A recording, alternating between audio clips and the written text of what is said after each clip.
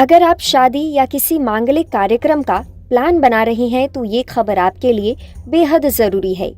7 मार्च से शादी के साथ साथ सभी शुभ कार्यों पर रोक लगने वाली है। इस दिन से हुलाष्टक की शुरुआत हो रही है जो 13 मार्च तक चलेगा।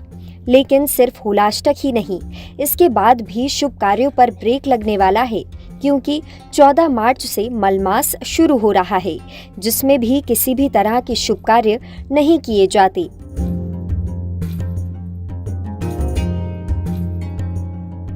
धर्मशास्त्रों के अनुसार हुलाष्टक फागुन मास के शुक्ल पक्ष की अष्टमी तिथि से शुरू होता है और पूर्णिमा यानी होलिका दहन तक चलता है। इस दौरान ग्रह उग्र स्थिति में होते हैं और नकारात्मक ऊर्जा बढ़ जाती है, जिससे विवाह, गृह प्रवेश, नामकरण, मुंडन जैसे शुभ कार्य करना शुभ नहीं माना जाता। हुलाष्टक समाप्त होने के बाद इस बार 14 मार्च से मलमास शुरू हो जाएगा जो 13 अप्रैल तक चलेगा।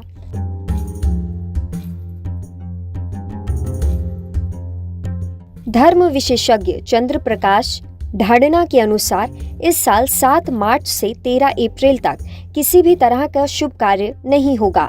13 अप्रैल को मलमास समाप्त होगा, जिसके बाद ही विवाह और बाकी शुभ कार्य किए जा सकेंगे। इसीलिए जो लोग शादी, गृह प्रवेश या कोई अन्य मांगलिक कार्य करने का प्लान बना रहे थे, अब उन्हें 13 अप्रैल तक का इंतजार करना होगा।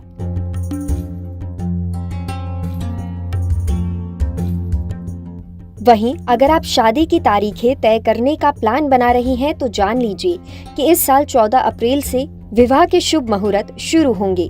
इस साल अप्रैल में 14, 16, 18, 19, 20, 25, 29 और 30 अप्रैल को शुभ मुहूर्त हो सकेगा।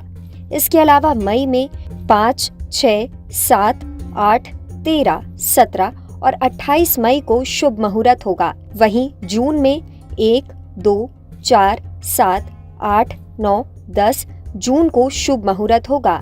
ये भी जान लीजिए कि 11 जून से गुरु अस्त हो जाएगा, जिसकी वजह से शादी नहीं हो सकेगी। इसके बाद 6 जुलाई से देव शयन दोष लग जाएगा और 21 नवंबर तक शुभ मुहूर्त नहीं होंगे।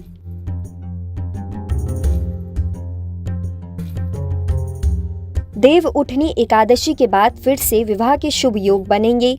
नवंबर और दिसंबर में शादी के लिए ये खास तारीखें होंगी।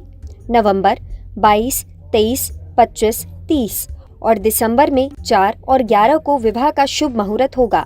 अगर आप जल्दी ही शादी करने की सोच रहे हैं तो 7 मार्च से 13 अप्रैल तक का इंतजार करना पड़ेगा। इसके बाद शुभ मुहूर्त मिलेंगे, लेकिन जून के बाद फिर 21 नवंबर तक कोई शादी नहीं होगी।